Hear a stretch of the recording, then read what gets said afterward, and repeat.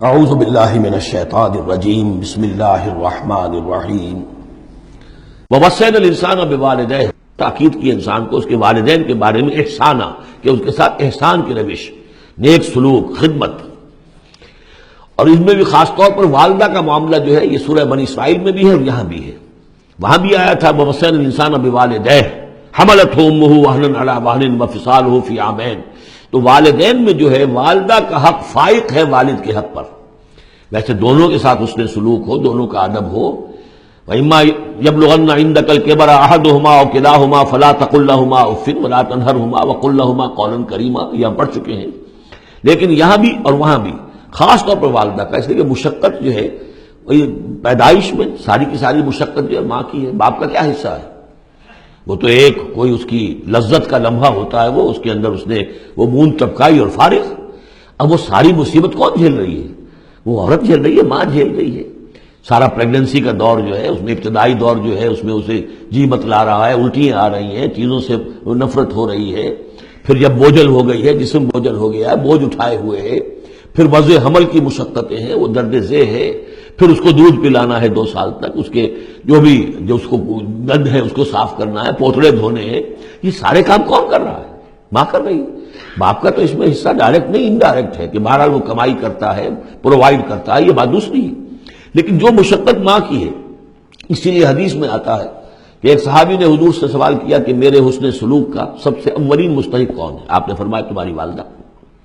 انہوں نے پوچھا پھر ان کے بعد کون؟ فرمایا پھر تمہاری والدہ۔ تیسری مرتبہ پھر کون؟ حضور پھر والدہ تمہاری۔ چوتھی مرتبہ جب اس نے پوچھا ان کے بعد کون، تو آپ نے فرمایا تمہارے والد۔ یعنی والدہ کا حق جو ہے وہ والد کے حق پر، یہ ہے اخلاقی حق۔ قانونی حق والد کا زیادہ ہے، اگر سیپریشن ہو جائے گی تو اولاد والد کی ہے، قانونی حق اس کا زیادہ ہے۔ لیکن اخلاقی حق، خدمت کا حق، اور جنت جس کے پاؤں تلے ہے وہ باپ نہیں ماں ہے۔ جنت جو ہے وہ تو اس کے قدم تلے تحت اقدام الامہات، اس حوالے سے اخلاقی مقام جو ہے وہ عورت کا زیادہ ہے، ماں کا زیادہ ہے۔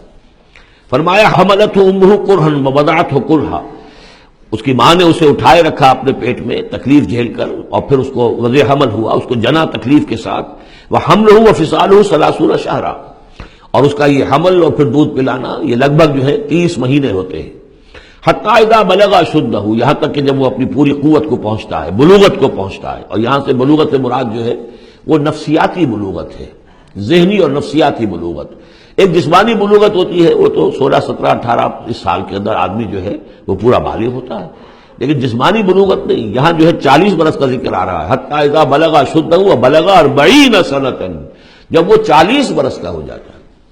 سائیکولوجیکل میچورٹی جو ہے انسان کی وہ 40 برس کی ہے۔ یہی وجہ ہے کہ 40 برس ہی کی عمر میں جو بھی نبوت جو ہے وہ ملتی تھی، حضور کو بھی 40 برس کی۔ فلما بلغ 40 سنۃ حبب الیہ الخلاء فکان یخلو بغار حراء، ایک حدیث ہے بڑی پیاری جس کی راویہ ہیں ام المومنین حضرت عائشہ صدیقہ رضی اللہ تعالیٰ عنہ، جس میں فرمایا انہوں نے کہ حضور نے مجھے بتایا کہ جب میری عمر 40 برس کے قریب ہوئی تو مجھے خلوت گزینی محبوب ہو گئی، تنہائی میں بیٹھ کر، اور پھر آپ جا کر کئی دن کئی راتیں جو ہے غار حرا میں آپ تنہا رہتے تھے، خلوت گزینی، پھر وہیں پر وہی کا آغاز ہوا ہے۔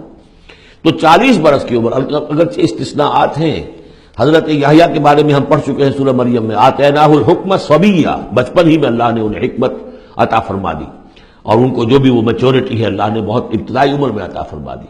حضرت عیسیٰ کا معاملہ بھی ایسا ہی ہے، لیکن عام قاعدہ و قانون وہی ہے 40 برس کا۔ حتی اذا بلغ اشدہ وبلغ 40 سنۃ قال رب اوزعنی ان اشکر نعمتک التی انعمت علی وعلی والدی، تو وہ کہتا ہے کہ میرے پروردگار مجھے اس کی میری قسمت یہ بنا دے، یہ میرا نصیب فرما دے، مجھے اس کی توفیق دے کہ میں شکر ادا کر سکوں تیرے انعامات کا جو مجھ پر ہوئے اور میرے والدین پر ہوئے۔ وان اعمل صالحا ترضاہ، اور یہ کہ میں ایسے عمل کروں اچھے جو تجھے پسند آئے، جنہیں تو پسند کرے۔ واصلح لی فی ذریتی، اور پھر یہ کہ میرے لیے، میری اولاد کے لیے بھی، اولاد میں بھی میرے لیے بہتری پیدا کر دے۔ ایک تو یہ ہوتا ہے کہ اصلح لی ذریتی، میری اولاد کو اصلاح کر دے، انہیں صالح بنا دے، لیکن یہاں پہ انداز جو ہے ذرا دیکھیے، اصلح لی فی ذریتی، اس لیے کہ اولاد صالح ہوگی تو اس کا فائدہ مجھے بھی پہنچے گا۔ اس لیے کہ اگر اولاد جو ہے وہ صالح ہے اور نیک ہے تو اس سے یقیناً انسان جو ہے وہ دعائیں کریں گے، استغفار کریں گے، اور ان کے جو اعمال صالحہ ہیں چونکہ باپ نے کوئی تربیت اچھی دی تھی تو ان کے اعمال صالحہ سے بھی اس کے اپنے حساب کے اندر بھی ادراج ہوتا رہے گا نیکیوں کا. تو اصلح لی فی ذریتی، میری ذریت میں، میری نسل میں میرے لیے اصلاح فرما دے، یعنی ان کی اصلاح فرما جس سے کہ خود مجھے بھی فائدہ پہنچے. اسی بالکل یہی مفہوم ہے کہ جو ہم نے سورہ الفرقان میں پڑھا ہے، وَجْعَلْنَا لِلْمُتَّقِينَ إِمَامًا. مراد یہ کہ ہماری اولاد کو متقی بنا، تاکہ ان کی جو ہم از خود ان کے آگے چلنے والے ہیں، ان کے امام ہیں، وہ ہمارے فالوورز ہیں، ہمارے پیچھے چلنے والے ہیں. اور قیامت میں ایسا ہوگا حشر میں آدمی اٹھیں گے اور ان کے پیچھے ان کی نسلیں چلی آ رہی ہیں، تو ہمارے پیچھے آنے والے ہیں وہ نیک ہوں، متقی ہوں. وَأَصْلِحْ لِي فِي ذُرِّيَّتِي إِنِّي تُبْتُ إِلَيْكَ، میں تیری جناب میں توبہ کرتا ہوں، رجوع کرتا ہوں. وَإِنِّي مِنَ الْمُسْلِمِينَ، اور یقیناً میں تیرے فرما برداروں میں سے ہوں. اولئک الذین نتقبل عنہم احسن ما عملوا، یہ وہ لوگ ہیں جن سے ہم ان کے بہترین اعمال قبول فرمائیں گے.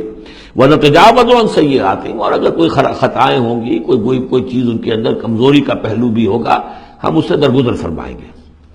فی اصحاب الجنہ، اور پھر یہ اصحاب الجنہ میں ہوں گے، جنت والوں میں شامل ہو جائیں گے. وعد الصدق الذی کانوا یوعدون، یہ سچا وعدہ ہے جس کا کہ ان سے وعدہ کیا جاتا تھا. اب اس کے برعکس سے کردار ہے. یہ تو یہ کہ ایک صالح بیٹا ہے، اور وہ جب اپنی پوری میچورٹی کو پہنچا ہے اور بلوغ کو پہنچا ہے نفسیاتی اور ذہنی اعتبار سے، تو اس کا طرز عمل تو یہ ہے جو آ گیا. رب اوزعنی ان اشکر نعمتک التی انعمت علی وعلی والدی وان اعمل صالحا ترضاہ واصلح لی فی ذریتی. ایک دوسرا برعکس کردار ہے، والذی قال لوالدیہ اف لکما اتعداننی ان اخرج وقد خلت القرون من قبلی. اور وہ شخص جو اپنے والدین سے کہتا ہے، والدین مسلمان ہیں لیکن بیٹا آوارہ ہو گیا ہے یا ذہنی طور پر جو ہے وہ گمراہ ہو گیا ہے، وہ نہ آخرت کو مان رہا ہے نہ اللہ کو مان رہا ہے، کسی اور رخ پہ جا رہا ہے، تو وہ اپنے والدین سے کہتا ہے اف لکما، میں بڑا بیزار ہوں آپ سے، یہ کیا آپ لوگوں نے ڈھکوسلے تراش رکھے ہیں، یہ کیا آخرت واخرت کی آپ مجھے دھمکی دیتے رہتے ہیں. اتعداننی، کیا آپ مجھے اس بات سے ڈراتے ہیں، وعدہ دیتے ہیں، دھمکاتے ہیں، ان اخرجا، کہ مجھے نکالا جائے گا، دوبارہ زندہ کیا جائے گا. وقد خلت القرون من قبلی، مجھ سے پہلے نہ معلوم کتنی نسلیں بیت چکی ہیں، ہزارہا لوگ نسل بعد نسل ختم ہو چکے ہیں، تو میں تو ان باتوں کو ماننے والا نہیں ہوں، یہ آپ کے ڈھکوسلے ہیں، یہ پرانی باتیں ہیں، دقیانوسی باتیں ہیں. وہما یستغیثان اللہ ویلک آمن، اور وہ دونوں ماں باپ جو ہے بیچارے وہ نیک، وہ دعائی دے رہے ہیں اللہ کی کہ اللہ کے بندے ویلک، تباہی ہو تیری، خرابی ہو تیری، آمن، ایمان لا، مان ان باتوں کو. ان وعد اللہ حق، یقیناً اللہ کا وعدہ سچا ہے. فَيَقُولُ مَا هَذَا إِلَّا أَسَاطِيرُ الْأَوَّلِينَ، وہ کہتا ہے نہیں، میں نہیں مانتا، نہیں یہ تو نقلیں ہیں، پرانی کہانیاں ہیں جو پچھلوں سے نقل ہوتی چلی آ رہی ہیں. اولئک الذین حق علیہم القول، یہ وہ لوگ ہیں کہ جن پر اللہ کی بات سچی ہو گئی، یعنی مستحق ہو گئے اللہ کے کلمہ عذاب کے. فی امم قد خلت من قبلہم، اور انہی قوموں کے اندر وہ بھی پھر شامل کر دیے جائیں گے جو ان سے پہلے گزر چکی ہیں، من الجن والانس، جنات میں سے بھی اور انسانوں میں سے بھی.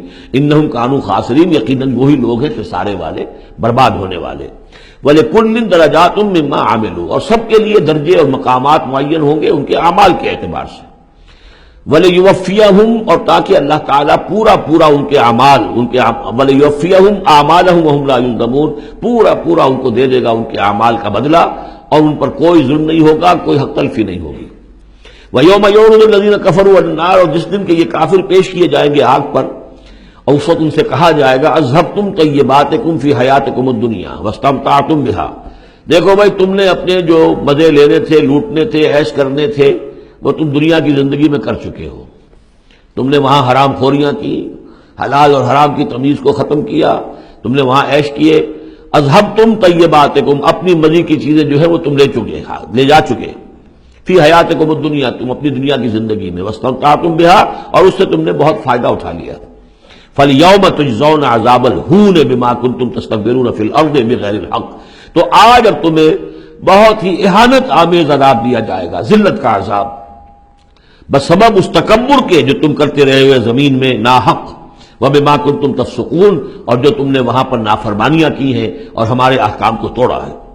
صدق اللہ العظیم.